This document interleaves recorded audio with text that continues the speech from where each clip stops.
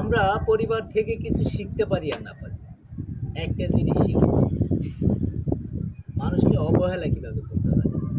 কেননা আমরা সারাদিন পরিশ্রম শেষে যখন বাসায় ফিরি, তখন আমাদের পরিবারের মানুষ একটাবারও বোঝে না যে সে সারাদিন অনেক পরিশ্রম করে এসেছে।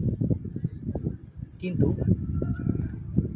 আমরা বুঝি যে পরিবারের কখন কোন জিনিসটা প্রয়োজন, কখন কোন জিনিসটা দরকার, কখন কোন জিনিসটা লাগবে, সেটা ভাবতে ভাবতেই যখন আমাদের সময়টা শেষ হয়ে যায়, সেটা ভাবতে ভাবতেই যখন আমাদের ইচ্ছা অনিচ্ছাগুলো শেষ হয়ে যায়, তখনই অনেকটা সেলফিশ হতে হয়। যখনই সেলফিশ হতে যাব, তখনই সবার চোখে খারাপ হয়ে যাবে, তখনই সবাই আঙুল তুলে তুলে কথা বলবে যে তুই আমাদের জন্য কি করলি। কিন্তু বাকিটা জীবন, সারাটা জীবন যে শেষ করে দিলাম তাদের জন্য, তারা একটাবার ভাবে না।